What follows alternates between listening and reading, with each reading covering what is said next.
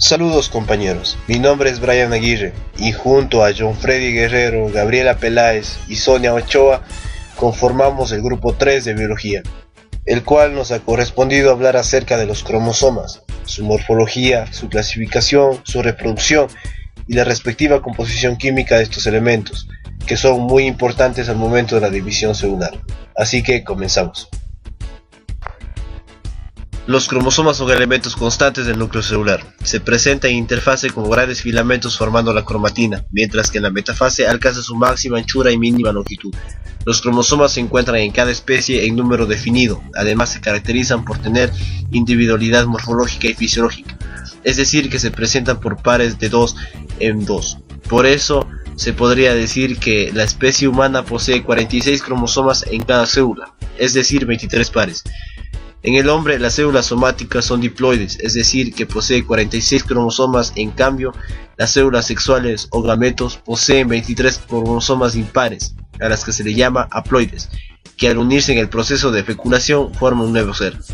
Los cromosomas actúan en el proceso de morfogénesis, multiplicación y herencia. Morfología de los cromosomas. Formado por dos brazos que se unen en una zona estrecha llamada constricción primaria. En esta zona se encuentra el centrómero o cinetócoro, que es muy importante para adherirse a las fibras del uso acromático, ya que dirige la separación de los cromosomas autoduplicados en el momento de la meiosis o mitosis. Los brazos están formados por filamentos espiralizados, llamados filamentos de cromónema, que en el momento de la meiosis aparecen filamentos y espirales dobles llamados espiral mayor y menor. El cromónema presenta granulaciones que reciben el decromómeros, que son secuencias de moléculas de ácido desoxirribonucleico. Los filamentos de cromónema están cubiertos por una sustancia más densa llamada matriz del cromosoma, que completa la estructura de los brazos. Además de la constricción primaria, existe una secundaria, que puede no tener centrómero adicional, y cuando existe uno adicional los cromosomas se llaman policéntricos. Dicha constricción secundaria limita cierta zona del cromosoma, conocida como zona satélite o SAT. Clasificación de los cromosomas. Por su ubicación, constricción primaria, relación entre ellos se clasifican en metacéntricos. Los brazos son iguales y su constricción primaria se presenta casi en el centro. Submetacéntricos. Un brazo es más pequeño y su constricción primaria se acerca más a un extremo. Acrocéntricos. Un brazo es sumamente pequeño, presenta un apéndice adherido a su constricción primaria. Telocéntricos. Posee un solo brazo y su constricción primaria es terminal.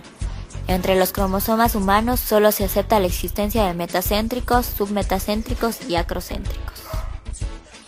Reproducción y ciclo de espiralización de los cromosomas. Los cromosomas tienen capacidad de autoduplicación, que es un requisito indispensable para el proceso de división celular. Dicho proceso se cumple al final de la interfase.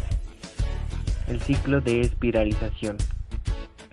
En la interfase, los cromosomas se encuentran constituyendo los filamentos de cromatina.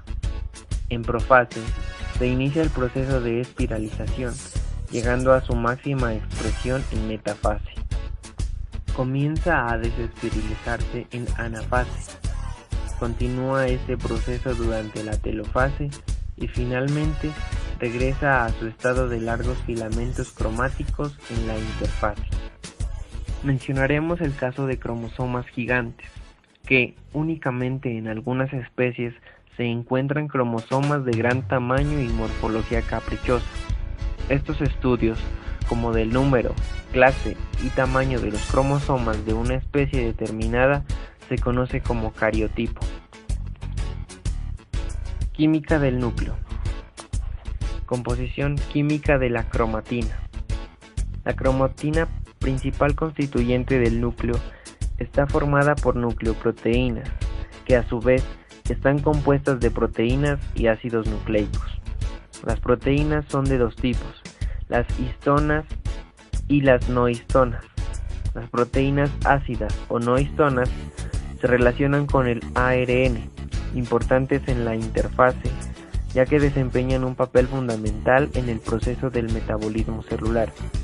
Y las proteínas básicas o histonas se relacionan con el ADN, importantes en la división celular, ya que desempeñan un papel fundamental en la transferencia de caracteres hereditarios. Los ácidos nucleicos son el ARN y el ADN.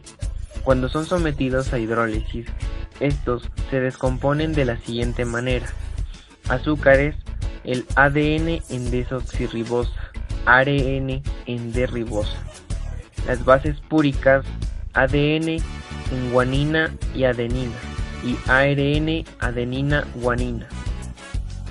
Bases pirimídicas, ADN en citosina timina, ARN citosina uracilo, y ADN y ARN en fósforo.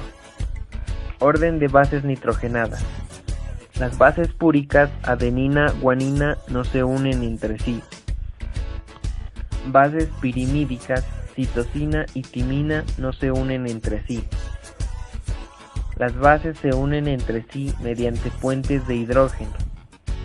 La base adenina siempre se une con una timina, y la base guanina siempre se une a una citosina.